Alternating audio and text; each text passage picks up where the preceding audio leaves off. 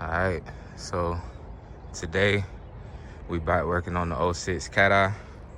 I done a couple small things like fender flares, covered up them, well, the best I could, covered up them rusty rocker panels, fender flares all the way around, rocker panel covered all the way around. But when I was changing my brakes and rotors the other day, I was looking in here and I realized this shock absorber is completely clapped.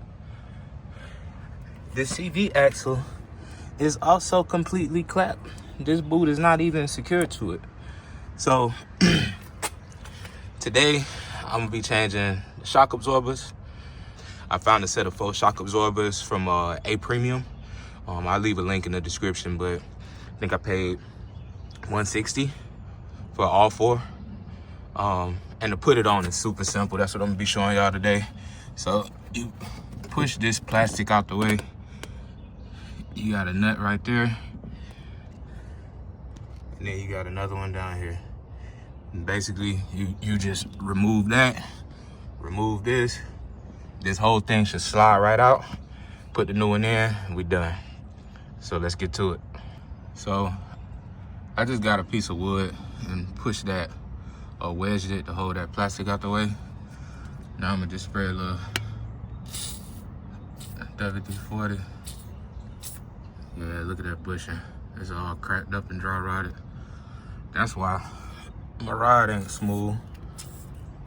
I'm just putting WD-40 on everything I'm gonna be taking off, cause pretty sure these ain't been changed, so they probably gonna be rusted on there pretty good. So I'm just spray some WD-40. You can use whatever kind of penetrating oil you want. That's what I got, so that's what we're gonna use. I'm gonna let that set for a couple minutes, then we'll go on ahead and get these bolts out. All right, so this is what I use. I can't really do it with one hand, so I just kind of show y'all as I go.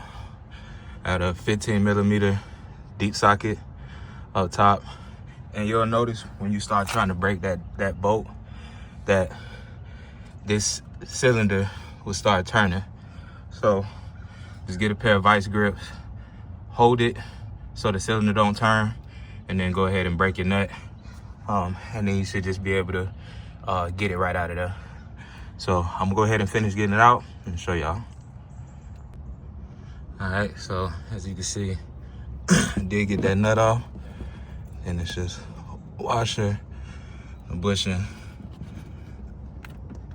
Come right off like that. Go ahead and undo the bottom. Same process.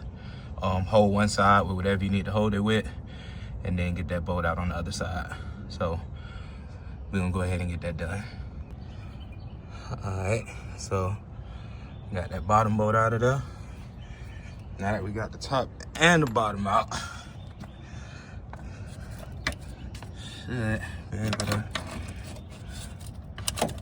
wiggle it right on out of there. There we go. Look at that. All right, so here's the new shot. Like I said, I got them from A Premium. It's supposed to be a direct replacement. This is the old one. I can't believe God bought this truck from, let this go this long. Like it's like stuck retracted. That shock ain't even doing nothing. Let's go ahead and get the new ones on. It did come with new hardware, so we do have new bushings, new washer, new bolt. So yeah, putting it back in is the same exact way we took it out. We're gonna start with the bottom, push it up, and get it in. Let's get it. All right, so unfortunately, the shocks from A Premium did not fit. The bottom was just like ½ inch too short. So I sent them back, had a whole run around with O'Reilly's and AutoZone and everybody else. They couldn't find the right shock. So I ended up ordering these N3s from Rough Country. They had a nice big, a longer piston at the top, so it go all the way through. I went ahead and did the driver's side just to make sure, and they fit like a glove. So this is what we going with, the Rough Country. I found a better way to do it, so I figured on the driver's side, I should try it. So what I did was I went ahead and got the bottom in first, right there. So get the bottom in before you take this strap off. Don't make the mistake I did and pop this strap before you have it in place, because when you do, that piston start retracting immediately. And I had to fight with this thing to get it back down, get it up in there in time, you know, and then catch that bottom bolt before the piston retracted all the way. It was hell. I mean, it didn't take long, you know, it still only took about 10 minutes, but save yourself a headache, man, unless you just want to work out, because it's a workout. But basically just want to get it in like this. I only got 2 hands, but you want to get it in like this. Go ahead and get your bolt through. Once you get your bolt through, try to line it up as best you can.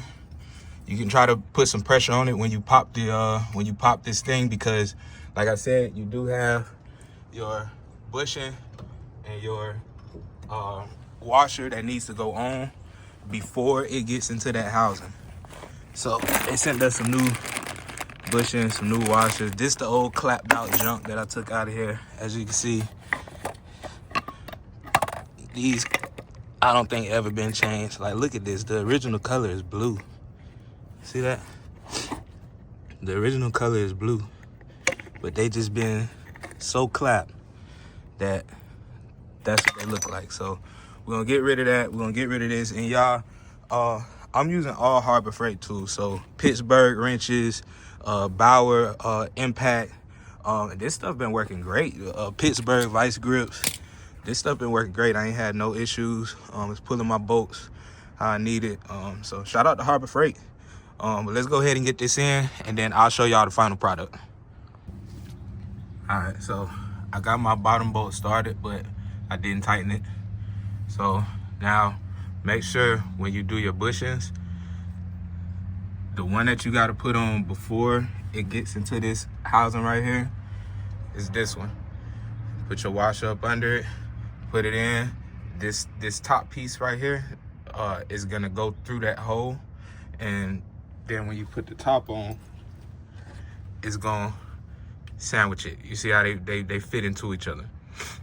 And then you put, you know, your top bushing with your washer, and then your nut. They send us a new shiny one. So we're gonna go ahead and do that now. Remember, you know, just be careful with this. You probably want to get some, or try to hold it down while you put that bushing on there, because you're gonna have to guide it into that hole kind of all at the same time. So I'm about to go ahead and get that done now. All right, and that's the final product.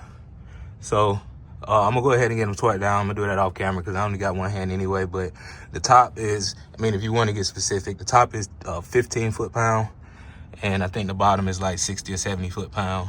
But with the top, what I do, I mean, I'm not gonna torque it 15 foot-pound. What I do is I just start tightening it. And then once you see that bushing start to squash, not all the way, you know, smush, but once you see it start to kind of squash down, that's about good. And then the bottom, I do have a torque wrench. I'm gonna get the bottom torque to spec. But that's it, man.